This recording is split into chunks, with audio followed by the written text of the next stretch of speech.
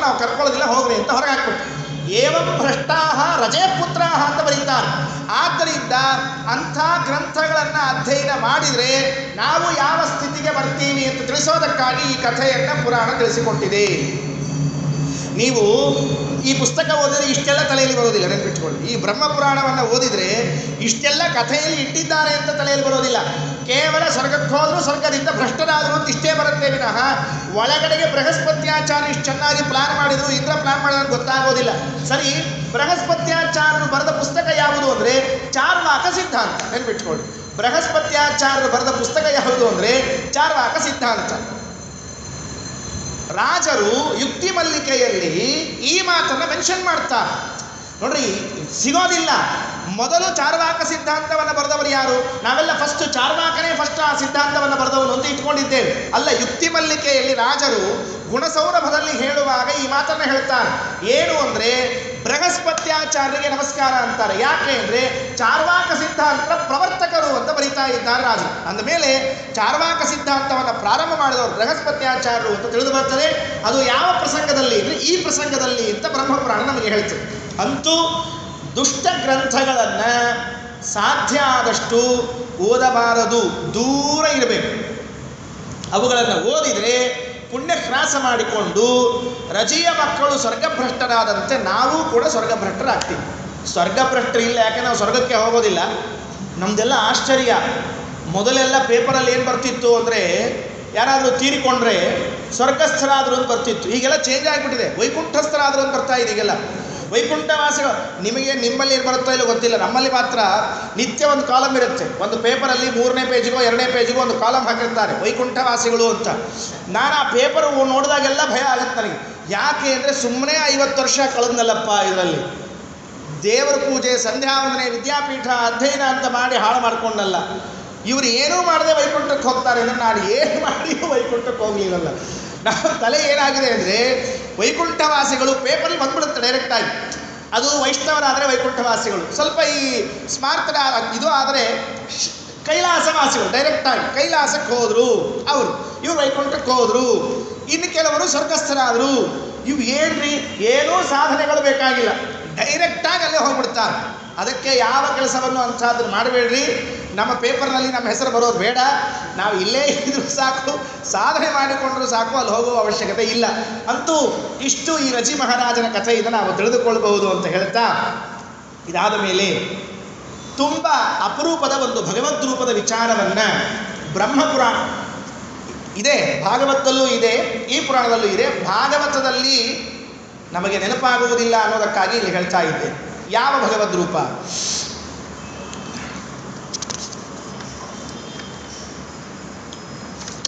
ಒಂದು ಧನ್ವಂತರಿ ಎಂಬ ಭಗವಂತನ ರೂಪ, ತುಂಬ ಅಪರೂಪದ್ದು. ಆ ರೂಪವನ್ನು ಪ್ರಾಯಶಃ ನಾವೇನು ಮಾಡಿರ್ತೇವೆ ಅಂದರೆ ಕೇಳುವುದೇ ಇಲ್ಲ. ನೋಡ್ರಿ, ಧನ್ವಂತರಿ ಎಂಬ ಭಗವದ್ ರೂಪ, ಇದನ್ನು ಕೇಳಿದಾಕ್ಷಣ ನಮ್ಮ ತಲೆಯಲ್ಲಿ ಬರುವುದು ಏನು ಅಂತ ನಾನು ಹೇಳಿಬಿಡ್ತೇನೆ. ಯಾಕಂದರೆ ನಾವು ಅದನ್ನೇ ಕೇಳಿ ಕೇಳಿ ಅಭ್ಯಾಸ ಮಾಡಿಕೊಂಡವು. ಕ್ಷೀರಸಾಗರ ಮಥನ ಆಯಿತು. ಎಷ್ಟೋ ಜನರಿಗೆ ಇದೂ ಗೊತ್ತಿಲ್ಲ, ಆದ್ದರಿಂದ ಅದನ್ನು ಹೇಳ್ತಾ ಇದ್ದೆ. ಕ್ಷೀರಸಾಗರ ಮಥನ ಆಯಿತು, ಕೊನೆಯಲ್ಲಿ ಅಮೃತ ಬರಬೇಕಾಯಿತು. ಆ ಅಮೃತದ ಪಾತ್ರೆಯನ್ನು ತೆಗೆದುಕೊಂಡ ಬಂದ ಭಗವದ್ ರೂಪ ಇದೆಯಲ್ಲ, ಅದು ಧನ್ವಂತರಿ. ಇಷ್ಟು ನಮಗೆ ಗೊತ್ತು. ಆದರೆ ಬ್ರಹ್ಮಪುರಾಣ ಬೇರೆ ಪುರಾಣಗಳಲ್ಲೂ ಕೆಲವು ಕಡೆಗೆ ಒಂದು ಹೊಸ ಮಾತನ್ನು ಹೇಳ್ತಾರೆ. ಧನ್ವಂತರಿ ಅವತಾರ ಒಂದು ಬಾರಿಯಲ್ಲ, 2 ಬಾರಿ ಆಗಿದೆ ಅಂತ ಹೇಳ್ತಾರೆ. ಒಂದು ಬಾರಿ ಕ್ಷೀರಸಾಗರ ಮಥನ ಮಾಡಿದಾಗ ಅವತಾರ ಮಾಡಿ ಬಂದರೆ, ಇನ್ನೊಂದು ಬಾರಿ ರಾಜಕುಮಾರನಾಗಿ ಅವತಾರ ಮಾಡಿ ಬಂದ ಧನ್ವಂತರಿ. ಆವಾಗ ಆಯುರ್ವೇದ ಪ್ರವರ್ತಕನಾದ ಅಂತ ಬರೀತದೆ. ಧನುಸ್ತು ದೀರ್ಘ ತಪಸ್ಸೋ ವಿದ್ವಾನ್ ಧನ್ವಂತರಿಸ್ತತಃ ತಪಸೋಂತೆ ಮಹಾ ಸುಮಹತೋ ಜಾತೋ ವೃದ್ಧಸ್ಯ ಧೀಮತಃ ಪುನರ್ಧನ್ವಂತರಿರ್ದೇವೋ ಮಾನುಷೇಶ್ವಿಹ ಜನ್ಮನಿ ತಸ್ಯ ಗೇಹೇ ಸಮತ್ಪನ್ನೋ ದೇವೋ ಧನ್ವಂತರಿಸ್ತದಾ. ಇದನ್ನು ಅರ್ಥ ಮಾಡಿಕೊಳ್ಳ್ರಿ. ಪುರಾಣ ವಾಕ್ಯ ಪ್ರಮಾಣ ಇದೆ, ಅದನ್ನು ಹೇಳ್ತಾ ಇದ್ದೇನೆ. ಒಮ್ಮೆ ಕ್ಷೀರಸಾಗರ ಮಥನ ಆದಾಗ ಹುಟ್ಟಿ ಬಂದಿದ್ದ, ಮತ್ತೊಮ್ಮೆ ಇಲ್ಲಿ ಹೇಳುವ ಪಾಠದ ಪ್ರಕಾರ ಧನು ಎಂಬ ಮಹಾರಾಜನ ಮಗನಾಗಿ ಅಂತ ಬ್ರಹ್ಮಪುರಾಣದ್ದು. ಬೇರೆ ಕಡೆಗೆ ದೀರ್ಘತಮ ಎಂಬುವಂತಹ ರಾಜನ ಮಗನಾಗಿ ಇರ್ತಿದೆ. ಹೆಚ್ಚು ದೀರ್ಘತಮ ಅಥವಾ ದೀರ್ಘ ತಪಸ್ ಎಂಬುವ ರಾಜನ ಹೆಸರು ಪ್ರಸಿದ್ಧಿ ಇದ್ದುದರಿಂದ ಅವನ ಮಗನಾಗಿ ಅಂತ ತಿಳಿದುಕೊಳ್ಳಿಕ್ಕೆ ಅಡ್ಡಿ ಇಲ್ಲ. ರಾಜಕುಮಾರನಾಗಿ ಜನಿಸಿದ. ರಾಜಕುಮಾರನಾಗಿ ಜನಿಸಿದಾಗ ನೋಡ್ರಿ, ಅವನು ತಪಸ್ಸು ಮಾಡಿದ್ದಾನೆ. ಪುನಃ ಧನ್ವಂತರಿ ದೇವ ಮಾನುಷೇಷು ಇಹ ಜನ್ಮನಿ ತಸ್ಯ ಗೇಹೆ ಸಮುತ್ಪನ್ನ. ಅವರ ಮನೆಯಲ್ಲಿ ರಾಜಕುಮಾರನಾಗಿ ಹುಟ್ಟಿ ಬಂದ. ಧನ್ವಂತರಿ ರೂಪದ ವಿಚಾರ ನಮಗೆ ಗೊತ್ತಿಲ್ಲ ಎಂಬುದಕ್ಕೆ ಇದು ಒಂದು ಪಾಯಿಂಟ್. ಕ್ಷೀರಸಾಗರ ಮಥನದಲ್ಲಿ ಹುಟ್ಟಿ ಬಂದ ಧನ್ವಂತರಿಯ ಒಂದು ರೂಪ, ದೀರ್ಘತಮ ಎಂಬುವ ಋಷಿಯ ರಾಜನ ಮಗನಾಗಿ ಹುಟ್ಟಿ ಬಂದ ಭಗವಂತ ಎಂಬುದು ಎರಡನೇ ಧನ್ವಂತರಿ. ಎರಡೂ ಒಂದೇ, ಕೊನೆಗೆ ಒಂದಾಗ್ತದೆ. ಯಾಕಂದರೆ ಒಂದರಲ್ಲಿ ಒಂದು ಸೇರುವುದು ಅದು ಸ್ವಾಭಾವಿಕ, ಅದರ ಪ್ರಶ್ನೆ ಇಲ್ಲ. ಈ ಧನ್ವಂತರಿ ಇದ್ದಾನಲ್ಲ, ಈ ಭಗವಂತ ಆಯುರ್ವೇದಂ ಭರದ್ವಾಜಾತ್ ಪ್ರಾಪ್ಯೇಹ ಸಭಿಷಕ್ರಿಯ. ಮೊದಲು ಆಯುರ್ವೇದವನ್ನು ಮಾಡಿದ್ದ. ಯಾವಾಗ? ಕ್ಷೀರಸಾಗರ ಮಥನ ಮಾಡಿದಾಗ. ಅದನ್ನು ದೇವತೆಗಳ ಲೋಕದಲ್ಲಿ ಇಟ್ಟಿದ್ದ, ಅದು ಭೂಲೋಕಕ್ಕೆ ಬಂದಿರಲಿಲ್ಲ. ಆ ಆಯುರ್ವೇದವನ್ನು ಭರದ್ವಾಜರು ಅಧ್ಯಯನ ಮಾಡಿದರು. ಈ ಮನುಷ್ಯ ಲೋಕದಲ್ಲಿ ಅವತಾರ ಮಾಡಿದ ಧನ್ವಂತರಿ ಭರದ್ವಾಜರ ಕಡೆಗೆ ಅಧ್ಯಯನವನ್ನು ಮಾಡಿದಂತೆ ತೋರಿಸಿ ಮನುಷ್ಯ ಲೋಕದಲ್ಲಿ ಪ್ರವರ್ತನೆ ಮಾಡಿದ ಅಂತ ಹೊಸ ವಿಷಯವನ್ನು ಹೇಳ್ತಾ ಇದ್ದ.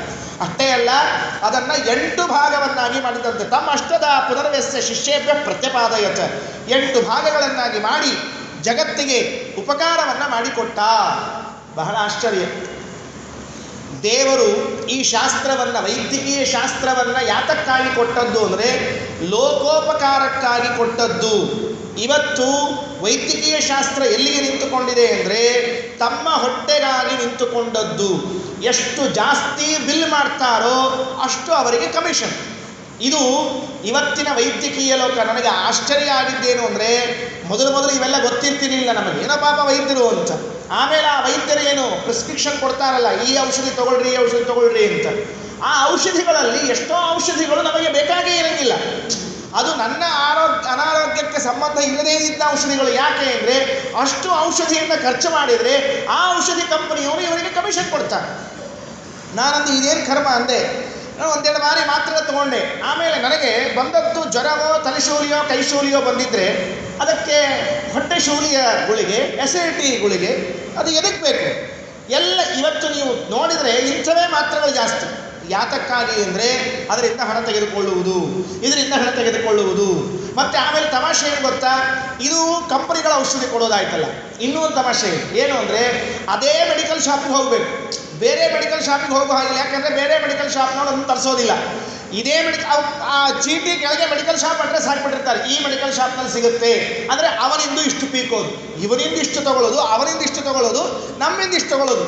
ತಚ್ಚ ಏತಚ್ಚ ಅನ್ಯಚ್ಚ 3 ತೆಗೆದುಕೊಂಡು ತ್ರಿಶಂಕುಗಳು ಅವರಾಗಬೇಕು, ನಮ್ಮನ್ನು ತ್ರಿಶಂಕು ಸ್ಥಿತಿಯಲ್ಲಿ ಇಡಬೇಕು. ಇದಿಷ್ಟು ವ್ಯವಸ್ಥೆ. ಭಗವಂತ ತಾನೇನು ಔಷಧ ಶಾಸ್ತ್ರವನ್ನು ಕಂಡುಹಿಡಿದ ಲೋಕೋಪಕಾರಕ್ಕಾಗಿ ಕಂಡುಹಿಡಿದಿದ್ದಾನೆ. ವೈದ್ಯ ಅಂದರೆ ಲೋಕೋಪಕಾರಕ ಅಂತೂ ಒಂದು ಕಾಲದಲ್ಲಿ ಇತ್ತು. ವೈದ್ಯ ಅಂದರೆ ಜಗತ್ತಿಗೆ ಉಪಕಾರ ಮಾಡುವನು ಅಂತ. ಪ್ರಾಯಶಃ ಮೊನ್ನೆ ಎಲ್ಲೋ ಒಂದು ಕಡೆಗೆ ಫೇಸ್ಬುಕ್ನಲ್ಲಿ ನೋಡ್ತಾ ಇದ್ದೆ, ಒಬ್ಬ ಅಜ್ಜಿ 93 ವಯಸ್ಸವಳಿಗೆ, ಅವಳು ಡಾಕ್ಟರ್. ಇವತ್ತಿಗೂ ಒಬ್ಬ ಪೇಷಂಟ್ನಿಂದಲೂ ಹಣವನ್ನು ಪಡೆದಿಲ್ಲ. ತುಂಬ ಆಶ್ಚರ್ಯ ಆಗುತ್ತೆ. ಯಾಕೆ ಅಂದರೆ ನಾನು ವೈದ್ಯಕೀಯ ಕಲಿತದ್ದು ಜನರಿಗೆ ಉಪಕಾರ ಮಾಡುವುದಕ್ಕೆ ವಿನಃ ಹಣ ಪಡೆಯುವುದಕ್ಕಲ್ಲ ಅಂತ ಇವತ್ತಿಗೂ ಹಾಗೆ ಸೇವೆಯನ್ನು ಮಾಡ್ತಾ ಇದ್ದಾಳಂತೆ. ನಾನು ಅಂದ್ಕೊಂಡೆ ಇದು ಕಲಿಯುಗದಲ್ಲಿ ಇಲ್ಲ, ಯಾವುದೋ ಕೃತಯುಗದಲ್ಲಿ ಬಂದಿರಬೇಕಾ ಹೆಣ್ಮಗಳು ಅಂತ ಅಂದ್ಕೊಂಡು. 93 ವರ್ಷದ ಆ ಅಜ್ಜಿ ವೈದ್ಯಕೀಯ ಅವಳು ಅವತ್ತು ಕಲಿತಿದ್ದು ಅದನ್ನು ಈಗೂ ಉಪಯೋಗಿಸಿಕೊಂಡು ಜನರಿಗೆ ಉಪಯೋಗವನ್ನು ಮಾಡ್ತಾ ಇದ್ದಾಳೆ, ಅನುಕೂಲವನ್ನು ಮಾಡಿಕೊಡ್ತಾ ಇದ್ದಾಳೆ. ಧನ್ವಂತರಿ ರೂಪದ ಪರಮಾತ್ಮ ನೋಡ್ರಿ, ಧನು ಅಂತ ಧನ್ವಂತ ಹೀಗೆ ಬಿಡಿಸೋದು.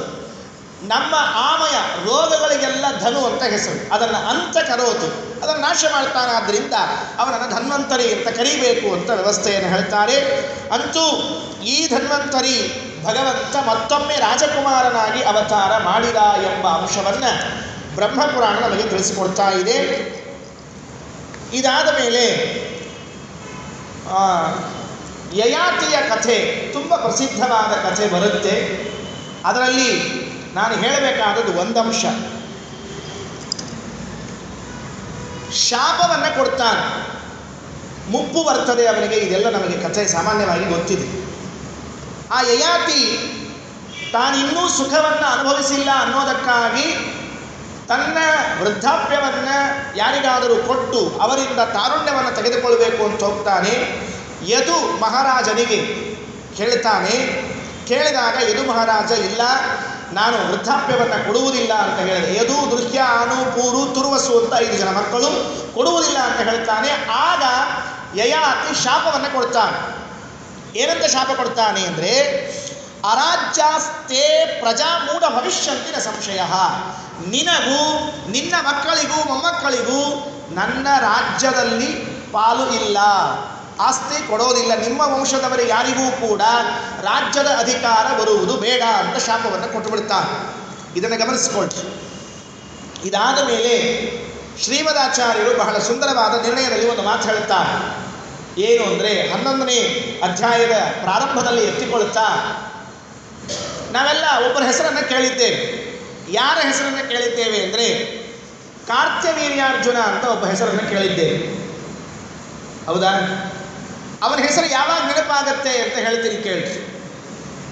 ನಮ್ಮ ವಸ್ತುಗಳು ಯಾವುದಾದರೂ ಕಳೆದು ಹೋಗಿದ್ದರೆ ಆಗ ಆ ಕಾರ್ತ್ಯವೀರ್ಯಾರ್ಜುನ ಹೆಸರು ನೆನಪಿಗೆ ಬರ್ತದೆ. ಹೌದಾ? ಕಳೆದದ್ದನ್ನೆಲ್ಲ ಕೊಡ್ತಾನೆ ಅಲ್ರಿ, ಅವನೇನು ದೇವರ? ಎಷ್ಟು ಸರ್ತಿ ನೀವು ಸ್ತೋತ್ರ ಹೇಳಿದ್ದೀರಿ ನೆನಪಿಟ್ಕೊಳ್ರಿ, ನಾನು ನಿಮಗೆ ಟಿಂಗಲ್ ಮಾಡ್ತಾ ಇಲ್ಲ. ಅವನೇನು ದೇವರ? ಯಾವ ತತ್ವಾಭಿಮಾನಿ ದೇವತೆಯ? ತತ್ವಾಭಿಮಾನಿ ದೇವತೆಯಲ್ಲ, ದೇವರಲ್ಲ, ಪ್ರಾಣದೇವರಲ್ಲ, ರುದ್ರದೇವರಲ್ಲ, ಯಾರೂ ಅಲ್ಲ. ಹಾಗಿದ್ರೆ ಅವನ ಸ್ಮರಣೆ ಮಾಡಿದರೆ ಕಳೆದದ್ದು ಹ್ಯಾಕೆ ಸಿಗೋದು? ಎಷ್ಟು ದಿವಸ ಸ್ತೋತ್ರ ಹೇಳ್ತಾ ಇದ್ದೀವೋ ಗೊತ್ತಿಲ್ಲ. ನೀವು ಇವತ್ತು ಹೇಳಿಬಿಟ್ರಲ್ಲ ಆಚಾರ್ಯ, ಈ ಸಮಸ್ಯೆ ನಾಳಿಂದ ಏನು ಮಾಡೋದು ಅಂತ ಕೇಳಬೇಡ್ರಿ, ಯಾವುದನ್ನು ಕಳ್ಕೊಳ್ಳಿಕ್ಕೆ ಹೋಗಬೇಡ್ರಿ, ಸ್ತೋತ್ರವೇ ಬೇಡ. ಅದಕ್ಕೆ ಅರ್ಥ ಏನು ನೋಡ್ರಿ, ಎಷ್ಟು ತಮಾಷೆಯಾಗಿದೆ ಅಂದರೆ, ಈ ಕಾರ್ತ್ಯವೀರ್ಯಾರ್ಜುನ ಅವನನ್ನು ಸ್ತೋತ್ರ ಮಾಡಿದರೆ ಕಳೆದದ್ದು ಪುನಃ ಸಿಗುತ್ತೆ ಅನ್ನೋದಕ್ಕೆ ಕಾರಣ ಏನು ಅಂತ ಈ ಕಥೆಯಲ್ಲಿ, ಅದಕ್ಕೆ ಮೂಲ ಅಲ್ಲಿದೆ. ಇವನು ಯಾರ ವಂಶದಲ್ಲಿ ಬಂದ ಗೊತ್ತಾ? ಯದುರಾಜನ ವಂಶದಲ್ಲಿ ಬಂದ ಕಾರ್ತ್ಯವೀರ್ಯಾರ್ಜುನ. ಯದುರಾಜನ ವಂಶದಲ್ಲಿ ಕೃತವೀರ್ಯನ ಮಗನಾಗಿ ಅರ್ಜುನ ಅಂತ ಹುಟ್ಟಿದ. ಅವನಿಗೆ ಈ ಅರ್ಜುನನಿಂದ ಬೇರ್ಪಡಿಸುವುದಕ್ಕಾಗಿ ಕಾರ್ತ್ಯವೀರ್ಯಾರ್ಜುನ ಅಂತ ನಾವು ಹೇಳ್ತಾ ಇದ್ದೇವೆ. ಅವನು ಅರ್ಜುನ ಬಂದಾಗ, ಅವನು ಹುಟ್ಟಿದಾಗ ಅವರ ಸ್ಥಿತಿ ಹೇಗಿತ್ತು ಅಂದರೆ, ಏನೂ ಇಲ್ಲ, ರಾಜ್ಯ ಇಲ್ಲ, ಏನಿಲ್ಲ, ಸುಮ್ಮನೆ ಎಲ್ಲೋ ಒಂದು ಕಡೆಗೆ ಗೂಡು ಮಾಡಿಕೊಂಡು ಮನೆ ಮಾಡಿಕೊಂಡು ಇದ್ದಂತೆ ಲೆಕ್ಕ. ಆಗ ಅವನಿಗೆ ತಲೆಗೆ ಬಂದದ್ದು ಏನು ಅಂದರೆ, ನಾವು ಯಾಕೆ ರಾಜ್ಯದ ಮೇಲೆ ಕೂಡಬಾರ್ದು? ಇಲ್ಲ, ನಿಮ್ಮ ಹಿರಿಯರ ಶಾಪ ಇದೆ. ಸರಿ, ಆ ಶಾಪ ಎಷ್ಟು ದಿವಸ ಇರೋದು? 2-3 ತಲೆಮಾರಿಗಳು ಮುಗಿದು ಹೋಗಬೇಕು. ಇಷ್ಟು ದಿವಸ ಇದ್ರೂ ನಾವು ಯಾಕೆ ಹೋಗಬೇಕು, ಕೂಡಬಾರ್ದು ಅಂತ ಹೇಳಿ ದತ್ತಾತ್ರೇಯ ಅಂತ ಭಗವಂತನ ರೂಪ, ಆ ದತ್ತಾತ್ರೇಯನ ಕಡೆಗೆ ಹೋಗಿ ಶಿಷ್ಯವೃತ್ತಿಯನ್ನು ಮಾಡಿ ಅವನ ಕಡೆಯಿಂದ ವರ ಪಡೆದ. ಏನು ವರ ಪಡೆದ ಕಾರ್ತ್ಯವೀರ್ಯಾರ್ಜುನ ಅಂದರೆ, ನಮಗೆ ಪುನಃ ರಾಜ್ಯದ ಅಧಿಕಾರ ಸಿಗಬೇಕು, ಪುನಃ ರಾಜ್ಯದ ಅಧಿಕಾರ ಸಿಗಬೇಕು. ಯಾವುದು ನಮ್ಮ ವಂಶಕ್ಕೆ ಕಳೆದು ಹೋಗಿದೆಯೋ ಅದು ಪುನಃ ನಮಗೆ ಸಿಗಬೇಕು ಅಂತ ಹೇಳಿ ದತ್ತಾತ್ರೇಯನ ಅನುಗ್ರಹದಿಂದ ಚಕ್ರವರ್ತಿ ರಾಜನಾದ. ನೆನಪಿಟ್ಕೊಳ್ರಿ, ಒಂದು ದೇಶಕ್ಕಲ್ಲ, ಇಡೀ ಭರತಖಂಡಕ್ಕೆ ರಾಜನಾದ. ಅವತ್ತು ಈ ಸ್ತೋತ್ರ ಹೊರಟಿತು. ಏನು ಅಂದರೆ, ಕಳೆದುಕೊಂಡದ್ದನ್ನು ಪುನಃ ಪಡೆದವನು ಅವನಾದದ್ದರಿಂದ ಅವನ ಸ್ತೋತ್ರವನ್ನು ಯಾರು ಮಾಡ್ತಾರೋ ಅವರಿಗೆ ಕಳೆದದ್ದು ಸಿಗುತ್ತೆ ಅಂತ ಹೊರಟಿತು ಅಂತ ವ್ಯವಸ್ಥೆಯನ್ನು ಮಾಡ್ತಾರೆ. ನೋಡ್ರಿ, ಇದು ಗೊತ್ತಿರೋದಿಲ್ಲ ನಮಗೆ ತಲೆಯಲ್ಲಿ. ಅವನು ಯಾಕೆ ಕಳೆದು? ಅಲ್ರಿ, ಗಣಪತಿ ಸ್ತೋತ್ರ ಮಾಡಿದ್ರೆ ಕಳೆದು ಕೊಡಿಸೋದಿಲ್ವೇನು? ಮತ್ತೆ ಅಶ್ವಿನಿ ದೇವತೆಗಳು ಸ್ತೋತ್ರ ಮಾಡಿದ್ರೆ ಕಳೆದು ಕೊಡಿಸೋದಿಲ್ವೇನು ಅಂದರೆ ಅಲ್ಲ. ಇವನ ಲೈಫಿನಲ್ಲಿ ಆದದ್ದು ಏನು ಅಂದರೆ, ತಾನು ಕಳೆದುಕೊಂಡದ್ದನ್ನು ಪುನಃ ಪಡೆದುಕೊಂಡ. ಅದಕ್ಕಾಗಿ ಅವನ ಸ್ತೋತ್ರ ಮಾಡಿದರೆ ನಮ್ಮದು ಕಳೆದದ್ದು ಕೊಡಿಸ್ತಾನೆ ಅಂತ ವ್ಯವಸ್ಥೆಯನ್ನು ಪುರಾಣಗಳು ನಮಗೆ ತಿಳಿಸಿಕೊಡ್ತಾ ಇದೆ. ಇದು ಒಂದು ಕಥೆ. ಆ ಯಯಾತಿಯ ಮಾತುಗಳು ತುಂಬ ಸುಂದರವಾಗಿ ಇದೆ, ಇತ್ಯಾದಿಗಳೆಲ್ಲ ಆಯಿತು. ಇದಾದ ಮೇಲೆ ಮತ್ತೊಬ್ಬನ ಕಥೆಯನ್ನು ಹೇಳ್ತದೆ ಪುರಾಣ, ಬ್ರಹ್ಮಪುರಾಣ. ಗಂಗೆಗೆ ಒಂದು ಹೆಸರು, ಜಾಹ್ನವಿ ಅಂತ ಒಂದು ಹೆಸರು. ಯಾತಕ್ಕಾಗಿ ಅವಳಿಗೆ ಜಾಹ್ನವಿ ಅಂತ ಬಂತು ಅಂತ ಅನೇಕ ಕಡೆಗಳಲ್ಲಿ ಕೇಳಿದ್ದೇವೆ.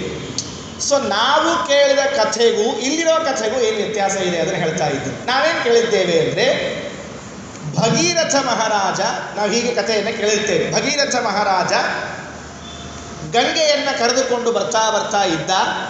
ಮಧ್ಯದಲ್ಲಿ ಜನ್ಮಋಷಿಗಳ ಆಶ್ರಮ ಇತ್ತು, ಅದರ ಮೇಲೆ ಕೊಚ್ಚಿಕೊಂಡು ಹೋಯಿತು ಅನ್ನುವುದಕ್ಕಾಗಿ ಜನ್ಮಋಷಿಗಳು ಸಿಟ್ಟು ಮಾಡಿಕೊಂಡು, ಹೀಗೆ ಕೇಳಿದ್ದಲ್ಲ ಕಥೆಯನ್ನೆಲ್ಲ ನಾವು, ಅದನ್ನು ಪಾನ ಮಾಡಿದರು, ಆಮೇಲೆ ಬಿಟ್ಟರು. ಇದು ಕಥೆ. ಬ್ರಹ್ಮಪುರಾಣ ಸ್ವಲ್ಪ ಡಿಫರೆಂಟ್ ಆದ ಕಥೆಯನ್ನು ಹೇಳ್ತದೆ. ಏನು ಅಂದರೆ, ಗಂಗೆ ಜಹ್ನು ಎಂಬುವಂಥವನಿದ್ದಾನಲ್ಲ, ಇವ ಋಷಿ ಅಲ್ಲ, ರಾಜ ಋಷಿ ಅಂತ ಹೇಳ್ತಾ ಇದೆ. ಸ್ವಲ್ಪ ವ್ಯತ್ಯಾಸ, ಋಷಿಗೂ ರಾಜ ಋಷಿಗೂ ವ್ಯತ್ಯಾಸ ಇದೆ. ಋಷಿ ಅಂದರೆ ಬ್ರಾಹ್ಮಣನಾಗಿದ್ದು ಋಷಿ, ರಾಜಋಷಿ ಅಂದರೆ ಕ್ಷತ್ರಿಯನಾಗಿದ್ದು ಋಷಿ. ನಾವೆಲ್ಲ ಇಷ್ಟು ದಿವಸ ತಿಳ್ಕೊಂಡಿದ್ದು ಜಹ್ನು ಎಂಬ ಋಷಿ ಅಂದರೆ ಬ್ರಾಹ್ಮಣ ಋಷಿ ಎಂದು ತಿಳ್ಕೊಂಡಿದ್ದೆವು. ಈ ಪುರಾಣ ಬೇರೆ ಪುರಾಣವು ನಮಗೆ ತಿಳಿಸಿಕೊಡ್ತದೆ, ಜಹ್ನು ಎಂಬುವನು ರಾಜ ಋಷಿ, ಅವನು ಕೇವಲ ಋಷಿ ಅಲ್ಲ. ಅವನನ್ನು ನೋಡಿ ಗಂಗೆ ಮೋಹಿತಳಾದಲಂತ. ಪತಿ ಲೋಭೇನ ಎಂ ಗಂಗಾ ವಿನೀತೇವ ಸಸಾರಹ, ನಿನ್ನನ್ನು ವಿವಾಹ ಮಾಡಿಕೊಳ್ತೇನೆ ಅಂತ ಗಂಗೆ ಹತ್ತಿರಕ್ಕೆ ಬಂದ್ಲಂತ. ಗಂಗೆ ಹತ್ತಿರಕ್ಕೆ ಬಂದ್ಲಂತ, ನೀನು ನನ್ನ ವಿವಾಹ ಮಾಡಿಕೊ. ಅವನಂತ ನೀನನ್ನು ಮಾಡಿಕೊಳ್ಳೋದಿಲ್ಲ, ನಾನು ದೂರ ಹೋಗು ಅಂತ ಹೇಳಿಬಿಟ್ಟು, ಅವರಿಗೆ ಇಷ್ಟ ಇರಲಿಲ್ಲ, ಹೋಗಿಬಿಡು ಅಂತ. ಅದಕ್ಕೆ ಸಿಟ್ಟು ಮಾಡಿಕೊಂಡು ಗಂಗೆ ಇವರ ಆಶ್ರಮದ ಮೇಲೆ ಹರಿದು ಬಿಟ್ಲಂತ. ಅದನ್ನು ನೋಡಿದ ಜಹ್ನು ಅದನ್ನೆಲ್ಲವನ್ನ ಪಾನ ಮಾಡಿಬಿಟ್ಟ. ನೋಡ್ರಿ ಎಷ್ಟು ವಿಚಿತ್ರ ಇವೆಲ್ಲ ಕಥೆಗಳು. ಪಾನ ಮಾಡಿದ ಮೇಲೆ ಋಷಿಗಳೆಲ್ಲ ಬಂದು ಕೇಳ್ತಾರೆ, ಅಲ್ಲಪ್ಪ ಇರೋದೇ ಒಂದು ನದಿ ಇತ್ತು ನಮ್ಮೂರಲ್ಲಿ, ಅದನ್ನು ನೀ ಕುಡಿದು ಬಿಟ್ಟು ನಾಳೆಯಿಂದ ಸ್ನಾನ ಎಲ್ಲಿಂದ ಮಾಡಬೇಕು ಅಂತ ಕೇಳಿದ್ರಂತ. ನಮಗೆ ಸ್ನಾನಕ್ಕೆ ಆಚಮನಕ್ಕೆ ಸಂಧ್ಯಾವಂದನೆಗೆ ನೀರಿಲ್ಲಲ್ಲ, ಸರಿ ಹಾಗಿದ್ರೆ ಮತ್ತೆ ಅವಳನ್ನು ಕೊಡ್ತೀನಿ ಅಂತ ಪುನಃ ಕೊಟ್ಟರು. ಕೆಲವು ಕಥೆಗಳಲ್ಲಿ ಕಿವಿಯಿಂದ ಕೊಟ್ಟರು ಅಂತ ಇದೆ. ಹೌದು, ನಾವೆಲ್ಲ ಕೇಳಿದ್ದೇವೆ ಅಂದರೆ ಬಲಗಿವಿಯಿಂದ ಗಂಗೆಯನ್ನು ಪುನಃ ಹೊರಗೆ ಹಾಕಿದರು. ಅದಕ್ಕಾಗಿ ಅವಳಿಗೆ ಜಾಹ್ನವಿ ಅಂತ ಹೆಸರು ಬಂತು ಅಂತ ಕೇಳಿದ್ದೇವೆ. ಆಮೇಲೆ ಶುರುವಾಯಿತು ಏನು ಅಂದರೆ ಬಲಗಿವಿ ಮುಟ್ಕೊಳ್ರಿ ಅಂತ ಶುರುವಾಯಿತು. ಆಮೇಲೆ ಬಲಗಿವಿ ಮುಟ್ಕೊಳ್ರಿ ಅಂತ ಹೀಗೆ ಆಗಿತ್ತಂತು. ಏನು ಅಂದರೆ ಒಬ್ಬರು ಪಾಪ ಮೇಷ್ಟ್ರು ಪಾಠ ಹೇಳ್ತಾ ಇದ್ರಂತ. ಆ ಪಾಠ ಹೇಳ್ತಾ ಇರುವಾಗ ಅವರ ಬಾಯಿಯಿಂದ ತುಂಬ ಎಂಜಲು ಬೀಳ್ತಾ ಇತ್ತಂತ. ಈ ಮುಂದೆ ಕೂತು ಸ್ಟೂಡೆಂಟ್ ಇದ್ರಲ್ಲ, ಏನ್ರಿ ಮಾಸ್ತ್ರೆ ಹಿಂಗೆ ಮೇಷ್ಟ್ರೆ ಹಿಂದೆಲ್ಲ ಎಂಜಲು ಬೀಳ್ತದಲ್ಲ ಅಂತ ಹೇಳಿದ್ರು. ಆ ಮೇಷ್ಟ್ರು ತಿದ್ಕೊಂಡ್ರವಾಗ, ಹಂಗೆಲ್ಲ ಅನ್ಬಾರ್ದು, ಮೇಷ್ಟ್ರು ನಿಮಗಿಂತ ದೊಡ್ಡವರು, ಆಗ ಅವರು ಹೇಳ್ತಾ ಇರುವಾಗ ಎಂಜಲು ಬಿದ್ದರೆ ಅವ್ರ ಬಾಯಲ್ಲಿ ಗಂಗೆ ಇದ್ದಾಳೆ ಅಂತ ತಿಳ್ಕೋಬೇಕು ಅಂತ ಹೇಳಿದ್ರಂತ. ಸರಿ ಪಾಪ ವಿದ್ಯಾರ್ಥಿ ಕೇಳಿದ, ನೆನಪಿಟ್ಕೊಂಡ, ಮೇಷ್ಟ್ರ ಬಾಯಲ್ಲಿ ಗಂಗೆ ಇದ್ದಾಳೆ, ಮೇಷ್ಟ್ರ ಬಾಯಲ್ಲಿ ಗಂಗೆ ಇದ್ದಾಳೆ ಅಂತ ನೆನಪಿಟ್ಕೊಂಡ. ಸರಿ ಒಂದು ಸ್ವಲ್ಪ ದಿವಸ ಆದಮೇಲೆ ಏನಾಯಿತು ಅಂದರೆ, ಈ ಹುಡುಗ ಇದ್ನಲ್ಲ ಅವಳ ಅಜ್ಜಿ ತೀರ್ಕೊಂಡ ಮೇಲೆ ಅವಳ ಅಜ್ಜಿ ಸಂಸ್ಕಾರ ಆಯಿತು. ಅದೇನಾಯಿತು ಅಂದರೆ ಅವರಪ್ಪ ಅವಳ ಅಜ್ಜಿದು ಒಂದು ಅಸ್ಥಿ ಸಂಚಯನಿ ಮಾಡಿ ಎತ್ತಿಟ್ಕೊಂಡಿದ್ದ. ಅದು ಏನು ಮಾಡಬೇಕು ಅಂದರೆ ಅದನ್ನು ಗಂಗೆಗೆ ಕಳಿಸ್ಬೇಕು ಅಂತ ತುಂಬ ಒದ್ದಾಡ್ತಾ ಇದ್ದ. ಮಗ ಹೇಳಿದ, ಅಪ್ಪ ನೀನ್ಯಾಕೆ ತಲೆ ಕೆಡಿಸ್ಕೊಳ್ತೀಯ, ನಾನು ಅಸ್ಥಿಯನ್ನು ಗಂಗೆಗೆ ಹಾಕ್ತೀನಿ ಅಂತ. ಸರಿ, ಇವನ ಅಪ್ಪನಿಗೆ ಆಶ್ಚರ್ಯ, ನೀನು ಯಾಕೋ ಗಂಗೆಗೆ ಹೋಗ್ತೀಯ? ಅಪ್ಪ ನಾನು ಯಾಕೆ ಗಂಗೆಗೆ ಹೋಗಲಿ, ನಮ್ಮ ಸ್ಕೂಲ್ನಲ್ಲೇ ಗಂಗೆ ಇದ್ದಾಳೆ ಅಂತ. ಹೌದಾ, ಎಲ್ಲಿದ್ದಾಳೆ ನಿಮ್ಮ ಸ್ಕೂಲಲ್ಲಿ ಗಂಗೆ? ಬಾ ಇವತ್ತು ತೋರಿಸ್ತೀನಿ ಎಂದ. ಸರಿ, ಅಪ್ಪನ ಕರ್ಕೊಂಡು ಆ ಅಸ್ಥಿ ತಗೊಂಡು ಬಂದ ಮೇಲೆ ಮೇಷ್ಟ್ರೆ ಬಾಯಿ ತೆಗಿರಿ ಎಂದ. ಮೇಷ್ಟ್ರ ಯಾಕೋ ಬಾಯಿ ತೆಗಿಬೇಕು? ಪ್ಲೀಸ್ ಬಾಯಿ ತೆಗಿರಿ ಮೇಷ್ಟ್ರೆ. ಅವ್ರು ಅಂತ ತೆಗೆದು, ಅಪ್ಪ ಹಾಕು ಗಂಗೆ ಇದ್ದಾಳೆ ಅಂತ ಹಾಕ್ಸಿ. ಅದಕ್ಕೆ ನಾವೇನು ಮಾಡಬಹುದು ಅಂದರೆ ಏನೇನೋ ಕಥೆಗಳನ್ನೇ ಹೇಳಬಾರ್ದು. ಕಿವಿಯಲ್ಲಿ ಗಂಗೆ ಇದ್ದಾಳೆ, ಬಾಯಲ್ಲಿ ಗಂಗೆ ಇದ್ದಾಳೆ, ಮೂಗಿನಲ್ಲಿ ಗಂಗೆ ಇದ್ದಾಳೆ, ಇವೆಲ್ಲ ಏನೇನು ಕಥೆಗಳೋ ಏನೋ ಗೊತ್ತಿಲ್ಲ ನಮಗೆ. ನೋಡ್ರಿ, ಆಚಮನ ಇದ್ದಂತೆ ಶ್ರೋತ್ರಾಚಮನ ಅಂತ ಒಂದು ಪ್ರತ್ಯೇಕ ಇದೆ. ಗಂಗೆ ಇರಬೇಕಾದ ಅವಶ್ಯಕತೆ ಇಲ್ಲ. ಅದು ಏನು ತಪ್ಪಾಗಿದೆ ಅಂತ ಹೇಳ್ತೀನಿ ಕೇಳ್ರಿ ಕಥೆ. ಗಂಗೆ ಬಲಗಿವಿಯಿಂದ ಬಂದು ಅನ್ನುವ ಕಥೆಯಲ್ಲ ಇಂಪಾರ್ಟೆಂಟ್.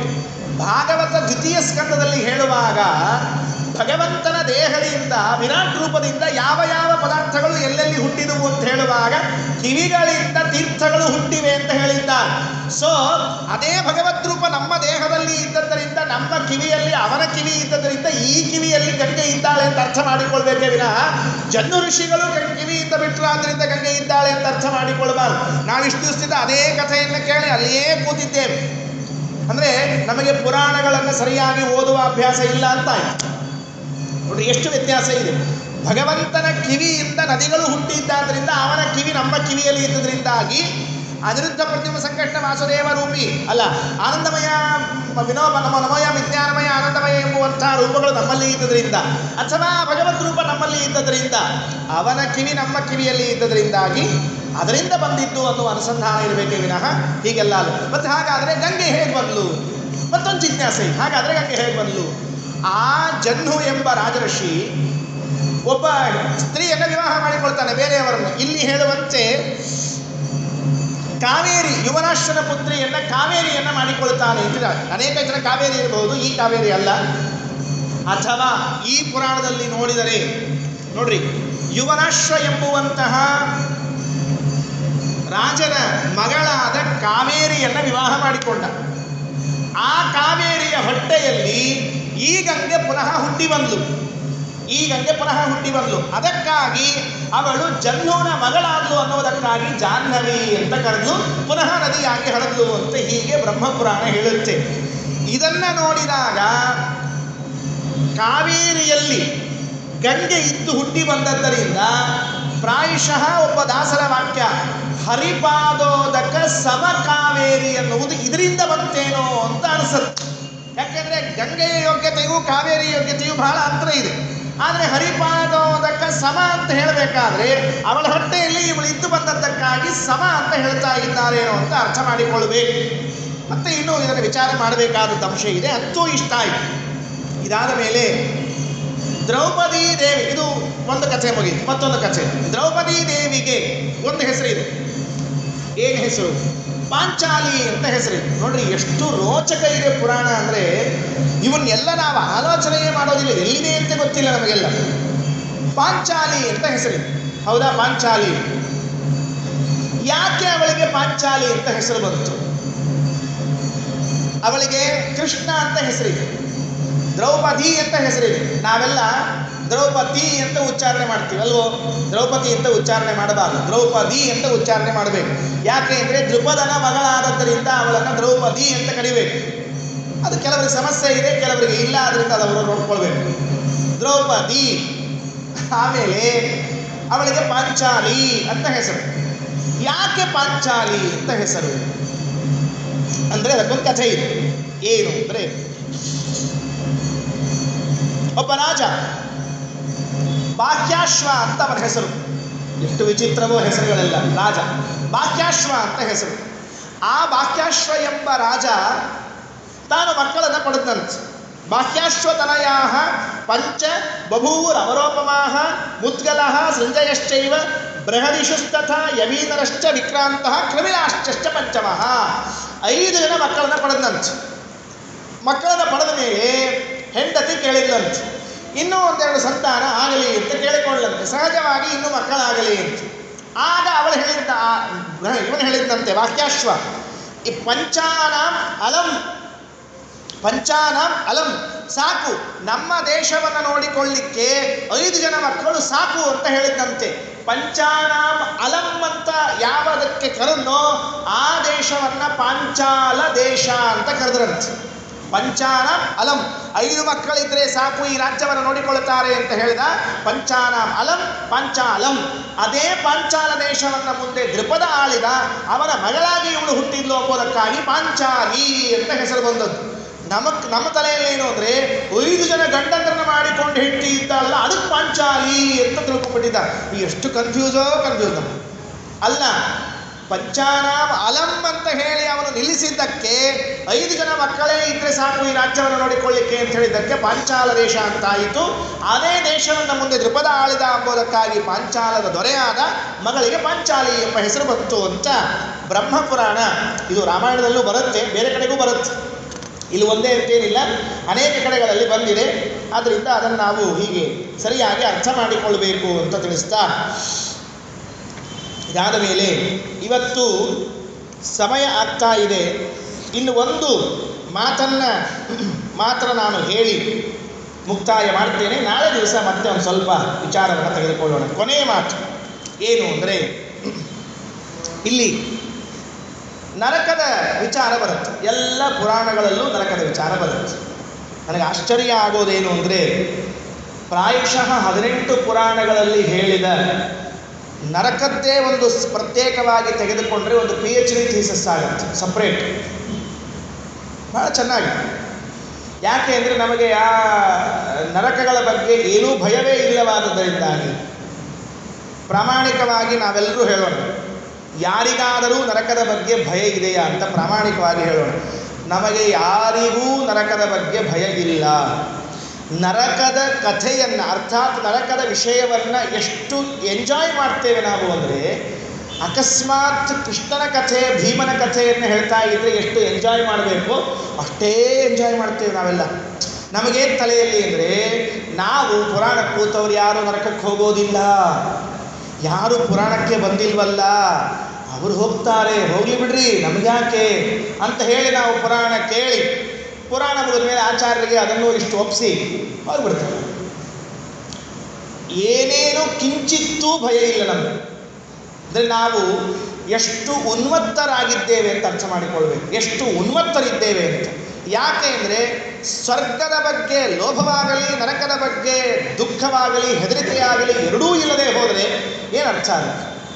ಹೋಗಿ ಇದರಲ್ಲಿ ಒಂದೆರಡು ಮಾತು ನರಕದ ಬಗ್ಗೆ, ಎಂಥಿಂಥ ತಪ್ಪುಗಳನ್ನು ಮಾಡಿದರೆ ಎಂಥಿಂಥ ಶಿಕ್ಷೆಗಳಾಗುತ್ತೆ ಅಂತನ್ನುವುದನ್ನು ಹೇಳ್ತಾರೆ. ಸಾಮಾನ್ಯವಾಗಿ ಎಲ್ಲ ಕಡೆಗೆ ಬಂದದ್ದನ್ನೇ ಹೇಳಿದ್ದಾರೆ. ಒಂದೆರಡು ಹೊಸ ವಿಷಯವನ್ನು ಬ್ರಹ್ಮಪುರಾಣ ಹೇಳಿದ್ದನ್ನು ಹೇಳಿ ಕೊನೆಗೆ ಅದಕ್ಕಿಂತ ಮಹತ್ವದ ಬೇರೆ ಇದೆ, ಅದನ್ನು ಹೇಳಬೇಕಾಗಿದೆ. ಅದಲ್ಲ, ಇದನ್ನು ಹೇಳ್ತೇವೆ. ಮನೆಯಲ್ಲಿ ಬೆಕ್ಕು, ನಾಯಿ, ಕೋಳಿ, ಕುರಿ ಮತ್ತು ಪಕ್ಷಿಗಳನ್ನು ಸಾಕಬಾರದು ಅಂತ ಹೇಳ್ತಿರ್ತಾರೆ. ಮನೆಯಲ್ಲಿ ಬೆಕ್ಕು ಸಾಕೋಣ, ನಾಯಿಗಳನ್ನು ಸಾಕೋಣ. ದಯವಿಟ್ಟು ಯಾರಾದರೂ ಸಾಕಿದ್ರೆ ಗಾಬರಿ ಆಗಬೇಡ್ರಿ, ಬಿಟ್ಬಿಡ್ರಿ ಅಷ್ಟೇ, ಹೊರಗಡೆ ಇನ್ನೇನು ಮಾಡ್ಲಿಕ್ಕೆ ಬರೋದಿಲ್ಲ. ಈ ಪುರಾಣ ಕೇಳಿ ಆಮೇಲೆ ಇನ್ನೇನು ಮಾಡಬೇಕೋ ಏನೋ, ಸಾಕ್ಬಿಟ್ಟಿದ್ದೀವಿ ಆಚಾರ್ಯ, ಅದಕ್ಕೆ ಬೇರೆ ಪೆಟ್ಟು ಕೇರು.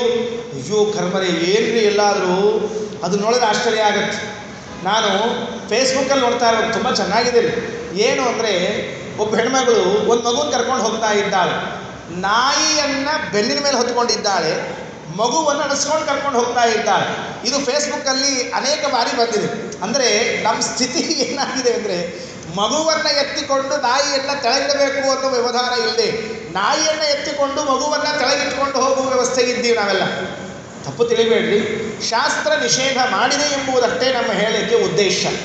ಮಾಡಬಾರದು, ತಪ್ಪು. ಮಾರ್ಜಾರ ಕುಕ್ಕುಟ ಛಾಗ ಶ್ವವರಾಹ ವಿಹಂಗಮ.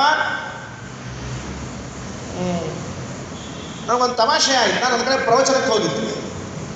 ಆ ಪ್ರವಚನಕ್ಕೆ ಹೋದಾಗ ಒಬ್ಬರ ಮನೆ ತುಂಬ ಬೆಕ್ಕು, ಒಂದು 7-8 ಬೆಕ್ಕುಗಳೇ ಬೆಕ್ಕುಗಳು.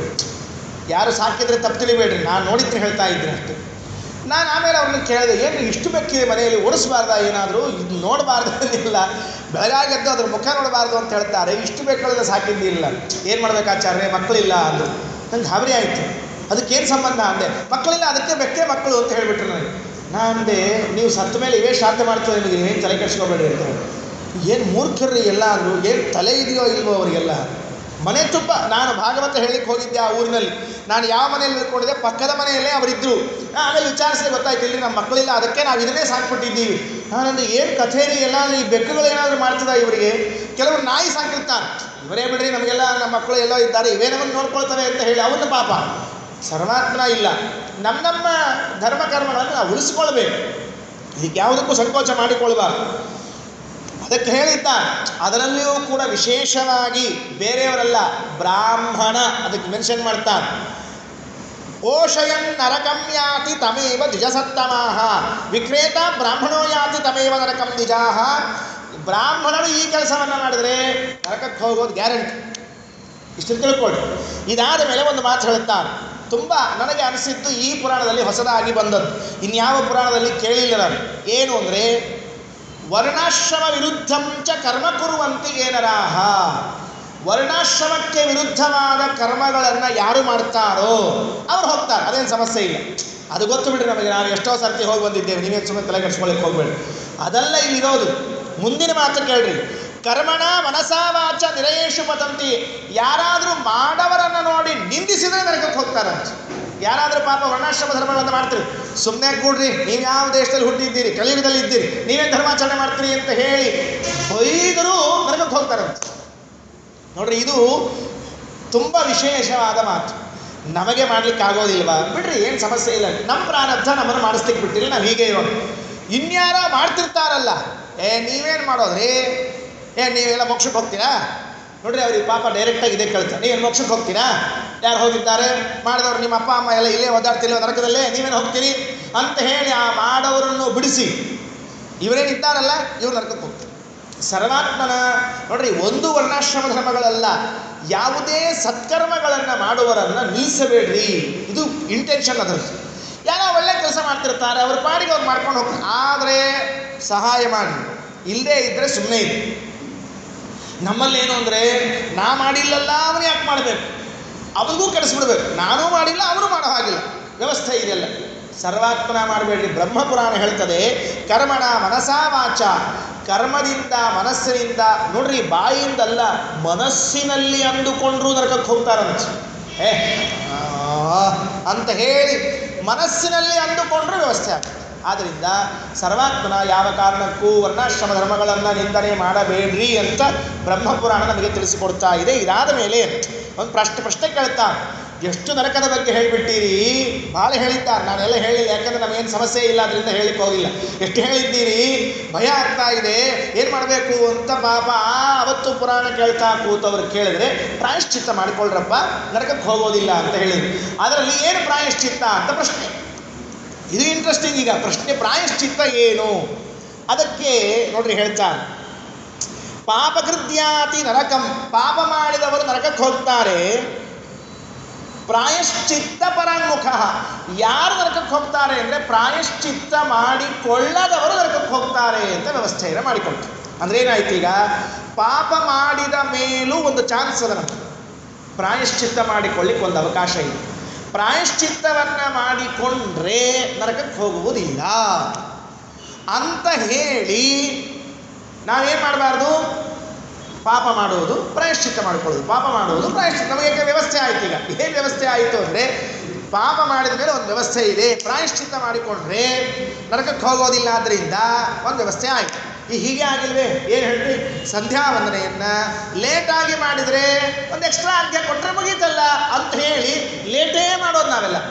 ಅದು ಏನು ಹೇಳಿದ್ದು ಅಂದರೆ, ಅಕಸ್ಮಾತ್ ಲೇಟ್ ಆದರೆ ಸಂಧ್ಯಾ ವಂದನೆ ಒಂದು ಹೆಚ್ಚಿನ ಅರ್ಘ್ಯವನ್ನು ಕೊಡ್ರಿ ಅಂತ ಹೇಳಿದ್ವಿ. ನಾವು ಹೆಂಗೂ ಕೊಡೋದೇ ಇದೆಯಲ್ಲ, ಏನು ಒಂದು ಬೊಗಸೆ ನೀರು ಯಾತಕ್ಕೆ ಆಗಲಿ ಬಿಡ್ರಿ ಅಂತ ಹೇಳಿ ರಾತ್ರಿ 10 ಗಂಟೆಗೆ ಸಂಧ್ಯಾ ವಂದನೆಯನ್ನು ಮಾಡಿ ಒಂದು ಬೊಗಸೆ ನೀರು ಬಿಟ್ಬಿಟ್ರೆ ಮುಗಿದು ಹೋಯಿತು ಅಂತ ಇಟ್ಕೊಂಡಿದ್ದೇವೆ. ತಿಳಿಬೇಡ್ರಿ, ಹಾಗೆ ಮಾಡಬಾರ್ದು.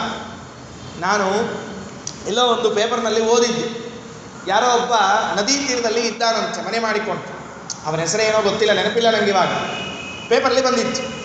ಅವನು ತನಗೆ ಉಪನಯನ ಆಗಿ 30 ವರ್ಷ ಆಗಿದೆ ಅಂತೆ, ಒಂದು ದಿವಸವೂ ಪ್ರಾಯಶ್ಚಿತ್ತ ಅರ್ಘ್ಯವನ್ನು ಕೊಟ್ಟಿಲ್ಲ ಅಂತೆ. ಅವನು ನೆನಪಿಟ್ಕೊಳ್ರಿ, 30 ವರ್ಷಗಳಾದರೂ ಉಪನಯನ ಆಗಿ ಆತ ಒಂದು ದಿವಸವೂ ಪ್ರಾಯಶ್ಚಿತ್ತ ಅರ್ಘ್ಯವನ್ನು ನಾನು ಕೊಟ್ಟಿಲ್ಲ.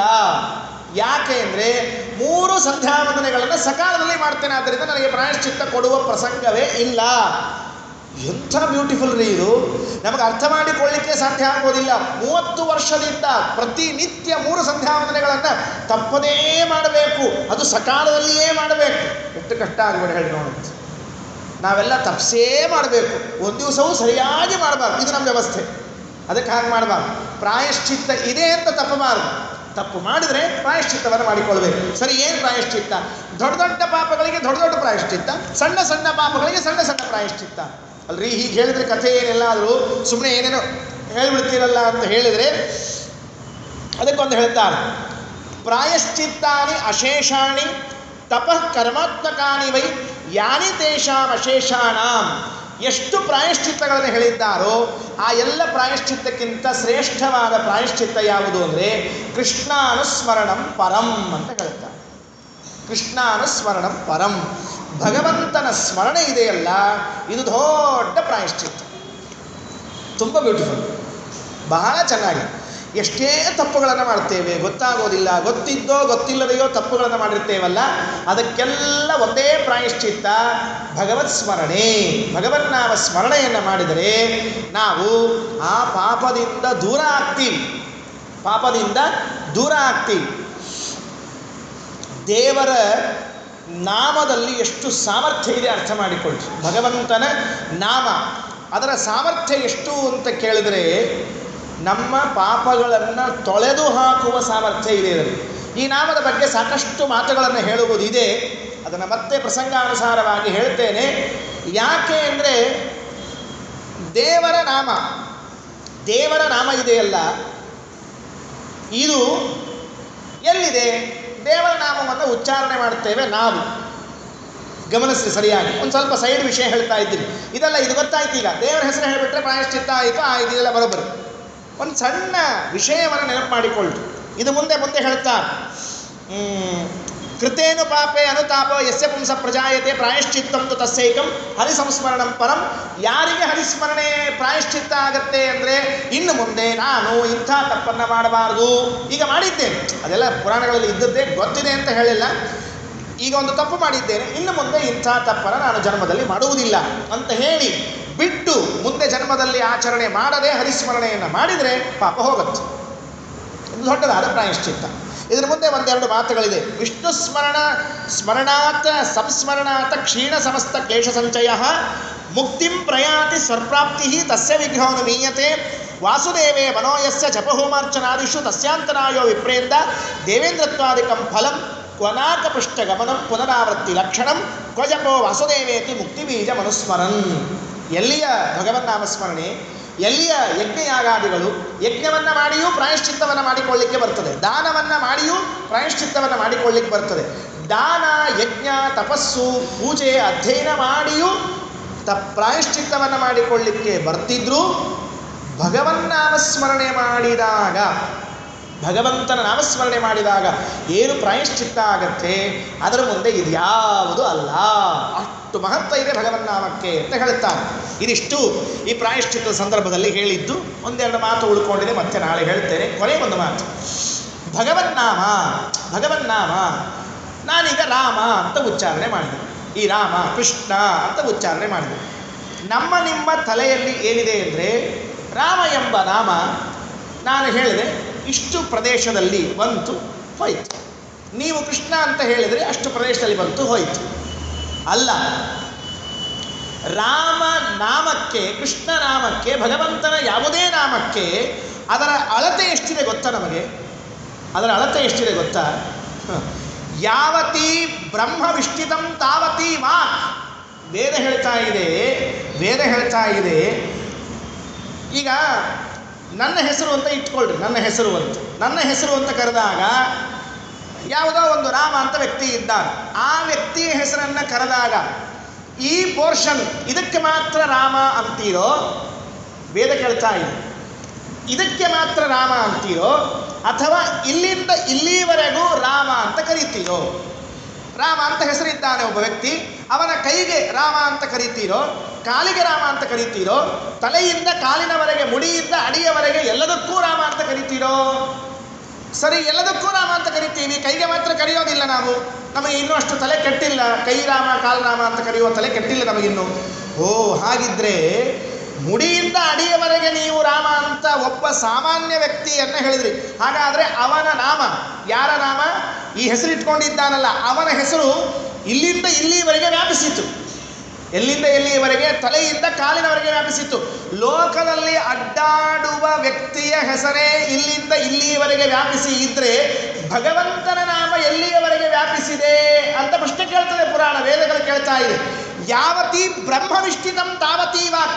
ಭಗವಂತ ಎಲ್ಲೆಲ್ಲಿವರೆಗೆ ವ್ಯಾಪಿಸಿ ಇದ್ದಾನೋ ಅಲ್ಲಲ್ಲಿಯವರೆಗೆ ವ್ಯಾಪಿಸಿಕೊಂಡಿದೆ ಭಗವಂತನ ನಾಮ. ಅರ್ಥ ಆಗಲಿಲ್ಲ? ಸ್ವಲ್ಪ ತಮಾಷೆಯಾಗಿ ಹೇಳ್ತೀನಿ ಕೇಳಿ. ಭಗವಂತ ಅವ್ಯಾಕೃತ ಆಕಾಶದವರೆಗೂ ವ್ಯಾಪಿಸಿಕೊಂಡು ಇದ್ದಾನೆ. ಗಮನಿಸಿಕೊಳ್ಳಿ ಸರಿಯಾಗಿ.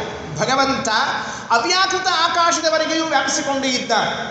ಇನ್ನು ಮೇಲಿದ್ದಾನೆ ಅಂತ ಇಟ್ಕೊಳ್ರಿ. ಅವ್ಯಾಕೃತ ಆಕಾಶವನ್ನು ಬಿಟ್ಟು ಭಗವಂತ ಇದ್ದಾನೆ. ಸ್ವಯಂಹಿಮ್ನಿ ಪ್ರತಿಷ್ಠಿತ, ಅವನಿಗೇನು ಸಮಸ್ಯೆ ಇಲ್ಲ. ಅಂದರೆ ನಾವು ರಾಮ ಕೃಷ್ಣ ಅಂತ ಉಚ್ಚಾರಣೆ ಮಾಡಿದರೆ ಆ ನಾಮ ಎಲ್ಲಿಯವರೆಗೆ ಹೋಗುತ್ತೆ ಅಂದರೆ ಇಲ್ಲಿಂದ ಪ್ರಾರಂಭಗೊಂಡು ಅಲ್ಲಿಯವರೆಗೆ ಹೋಗುತ್ತೆ. ಯಾಕೆ ಅಂದರೆ ನಮ್ಮ ನಾಮವೇ ನಮ್ಮ ದೇಹದ ತುಂಬ ವ್ಯಾಪಿಸಿಕೊಂಡು ಇದ್ದದ್ದಾದರೆ ಭಗವಂತನ ನಾಮ ಭಗವಂತನ ದೇಹದ ತುಂಬ ವ್ಯಾಪಿಸಿಕೊಂಡು ಇದ್ದದ್ದು. ಅದನ್ನು ಜಗನ್ನಾಥದಾಸರು ಎಷ್ಟು ತಮಾಷೆಯಾಗಿ ತಗೊಳ್ತಾರೆ ಅಂದರೆ, ಅಂಗುಟಾಕ್ರದಿ ಜನಿಸಿದ ಮರ ತರಂಗಿಣಿಯು ಲೋಕತ್ರಯಗಳಗ ಹಿಂಗಿಸುವಳು ಅವ್ಯಾಕೃತಾಕಾಶಾಂತ ವ್ಯಾಪಿಸಿದ ಇಂಗಡಲ ಮಗಳ ನೊಡೆಯ ನಂಗೋ ಪಾಂಗಗಳಲ್ಲಿ ಇಪ್ಪ ಅಮಲನಂತ ಸುಮಂಗಳಪ್ರದ ನಾಮ ಪಾವನ ಮಾಳ್ಪುದೇನರಿದು. ತಲೆಯಲ್ಲಿ ಬರಬೇಕಷ್ಟೇ ನಮಗೆ. ಎಷ್ಟು ಚೆನ್ನಾಗಿದೆ ನೋಡ್ಕೊಳ್ರಿ. ಅಂಗುಟಾಕ್ರದಿ ಜನಿಸಿದ. ಪ್ರಾಯಶ್ಚಿತ್ತ ಯಾವ್ದು ಮಾಡ್ಕೊಳ್ಳೋದು? ಗಂಗಾ ಸ್ನಾನ ಮಾಡಿಬಿಡೋಣಂತ. ಯಾರು ಹೇಳಿದ್ರೆ ಎಲ್ಲ ಗಂಗಾ ಸ್ನಾನಕ್ಕೆ ಹೋಗೋಣ, ಗಂಗೆಯಲ್ಲಿ ಮುಳುಗಿ ಮುಳುಗಿ ಮುಳುಗಿ ಹಾಕಿಬಿಟ್ರೆ ಪ್ರಾಯಶ್ಚಿತ್ತ ಆಗಿಬಿಡುತ್ತೆ. ದಾಸರಂತಾರೆ, ಅಂಗುಟಾಗ್ರದಿ ಜನಿಸಿದ ಮರ ತರಂಗಿಣಿಯು. ಭಗವಂತನ ಪಾದದ ಒಂದು ತುದಿ, ಎಲ್ಲ ಒಂದು ಹೆಬ್ಬೆರಳಿನ ತುದಿಯಿಂದ ಹುಟ್ಟಿದ ಇಷ್ಟೇ ತುದಿ ಭಾಗ ನೆನಪಿಟ್ಕೊಳ್ರಿ. ಗಂಗಾ ಎಷ್ಟು ಹುಟ್ಟಾಳ? ಭಗವಂತನ ಪಾದವನ್ನ ಮೇಲೆ ಎತ್ತಿದಾಗ ಆ ಉಗುರು ಬರೆದಿದೆ, ಅದರ ಭಾಗದಲ್ಲಿ ಪೋರ್ಷನ್ನಿಂದ ಹುಟ್ಟಿದ ಗಂಗೆ. ಅಂಗುಟಾಗ್ರದಿ ಜನಿಸಿದ ಮರ ತರಂಗಿಡಿಯು ಲೋಕತ್ರಯಗಳ ಹಿಂಗಿಸುವಳು. 3 ಲೋಕದ ಪಾಪವನ್ನ ಕಳಿತಾಳೆ. ಭಗವಂತನ ಪಾದದ ಒಂದು ಪೋರ್ಷನ್ನಲ್ಲಿ ಹುಟ್ಟಿದ್ದು ಅಂದ್ರೆ ಅವ್ಯಾಕೃತಾಕಾಶ ಅಂತ ವ್ಯಾಪಿಸಿದ ಇಂಗಡಲ ಮಗಳ ನೊಡೆಯ ಅಂಗೋಪಾಂಗಗಳಲ್ಲಿ ಇಪ್ಪ ಅಮಲ ಅನಂತ ಸುಮಂಗಳಪ್ರದ ನಾಮ ಪಾವನ ಮಾಳ್ಪುದೇನರಿದು. ಹಾಗಾದ್ರೆ ಇಡೀ ದೇಹದ ತುಂಬ ವ್ಯಾಪಿಸಿಕೊಂಡ ಭಗವಂತನ ನಾಮ ನಮ್ಮನ್ನು ಪವಿತ್ರ ಮಾಡೋದಿಲ್ವೇ? ತಲೆ ಇದೆಯೋ ಇಲ್ವೋ ನಿಮಗೆ ಅಂತ ಕೇಳ್ತಾರೆ ಜಗನ್ನಾಥದಾಸರು. ಒಂದು ಪಾದದ ತುದಿಯಲ್ಲಿ ಹುಟ್ಟಿದ ಗಂಗೆಯೇ ನಿಮ್ಮನ್ನು ಪವಿತ್ರ ಮಾಡೋದಾದರೆ ಇಡೀ ದೇಹದ ತುಂಬ ವ್ಯಾಪಿಸಿಕೊಂಡಿರುವಂತಹ ನಾಮ ನಮ್ಮನ್ನು ಪವಿತ್ರ ಮಾಡದೇ ಇರ್ತದ? ಅವಶ್ಯವಾಗಿ ಪವಿತ್ರ ಮಾಡ್ತದೆ. ಆದ್ದರಿಂದ ಗಂಗಾದಿ ಎಲ್ಲ ತೀರ್ಥಗಳ ಸ್ನಾನ, ಯಜ್ಞಯಾಗಾದಿಗಳು, ದಾನ ಧರ್ಮಾದಿಗಳು ಎಲ್ಲಕ್ಕಿಂತಲೂ ಶ್ರೇಷ್ಠವಾದದ್ದು ಯಾವುದು ಅಂದರೆ ಭಗವನ್ನಾಮ ಸ್ಮರಣೆ. ಆ ಭಗವನ್ನಾಮ ಸ್ಮರಣೆಯಿಂದ ಹೋಗುವಂತಹ ಪಾಪಗಳು ಇನ್ಯಾವುದರಿಂದಲೂ ಹೋಗುವುದಿಲ್ಲ ಅಂತ ಬ್ರಹ್ಮಪುರಾಣದಲ್ಲಿ ಅತ್ಯಂತ ಸುಂದರವಾಗಿ ತಿಳಿಸಿಕೊಡ್ತಾರೆ. ಎಷ್ಟು ವಿಷಯಗಳು ಅಂದರೆ ಓದ್ತಾ ಹೊರಟ್ರೆ ಆಶ್ಚರ್ಯ ಆಗತ್ತೆ. ನಾಳೆ ಒಂದು ವ್ಯವಸ್ಥೆ ಇದೆ, ತುಂಬ ಶಾಸ್ತ್ರಾರ್ಥವನ್ನೇ ಹೇಳ್ತೀನಿ. ನಾಳೆ ಪ್ರಾರಂಭದಲ್ಲಿ ಆಚಾರ್ಯರ ಸತ್ಸಿದ್ಧಾಂತ, ಇವತ್ತಿದು ಮುಕ್ತಾಯ ಆಯಿತು. ನಾಳೆ ಇನ್ನೊಂದೆರಡು ಮಾತಿದೆ, ನಾಳೆ ಹೇಳ್ತೇನೆ. ಶ್ರೀಮದಾಚಾರ್ಯರ ಸಿದ್ಧಾಂತ, ಮಾಯಾವಾದ, ಅದ್ವೈತ ಸಿದ್ಧಾಂತ, ವಿಶಿಷ್ಟಾದ್ವೈತ ಸಿದ್ಧಾಂತಗಳು, ಇನ್ಯಾವ ಸಿದ್ಧಾಂತಗಳು ಬಂದಿವೆಯೋ ಇವು ಯಾವ ಸಿದ್ಧಾಂತಗಳೂ ಕೂಡ ವೇದ ಪುರಾಣಗಳಿಗೆ ಸಮ್ಮತ ಅಲ್ಲ. ನೆನಪಿಟ್ಕೊಳ್ರಿ. ಮೊದಲನೇದು, ನಾನು ಆಚಾರ್ಯರ ಅನುಯಾಯಿಯಾಗಿ ಹೇಳ್ತಿಲ್ಲ. ವೇದವ್ಯಾಸದೇವರಿಗೆ, ಸೂತ್ರಗಳಿಗೆ, ವೇದಗಳಿಗೆ ಈ ಅಭಿಪ್ರಾಯ ಇಲ್ಲ ಎಂಬುದು ಪುರಾಣಗಳನ್ನು ತೆಗೆದುಕೊಂಡು ನೋಡಿದರೆ ನಿಮಗೆ ಅರ್ಥ ಆಗುತ್ತೆ. ನಾಳೆ ದಿವಸ ಆ ಮಾತನ್ನು ಹೇಳ್ತೀನಿ. ಪುರಾಣಗಳನ್ನು ನಿಮ್ಮ ಮುಂದೆ ಇಡ್ತೀನಿ. ಇದು ಪುರಾಣದ ಶ್ಲೋಕಗಳನ್ನು ಮಧ್ವಾಚಾರ್ಯರು ಬರೆದಿಲ್ಲ. ಈ ಪುಸ್ತಕವನ್ನು ಮಧ್ವಾಚಾರ್ಯರು ಪ್ರಿಂಟ್ ಹಾಕಿಲ್ಲ. ಫಸ್ಟ್ ಆಫ್ ಆಲ್ ನೆನಪಿಟ್ಕೊಳ್ರಿ, ಮಧ್ವಾಚಾರ್ಯರ ಫಾಲೋವರ್ಸು ಪ್ರಿಂಟ್ ಹಾಕಿಲ್ಲ, ಮಧ್ವಾಚಾರ್ಯರು ಪ್ರಿಂಟ್ ಹಾಕಿಲ್ಲ. ಇದನ್ನು ಪ್ರಿಂಟ್ ಹಾಕಿದವರೆಲ್ಲ ಅವರೇ. ಅರ್ಥ ಆಯ್ತಾ?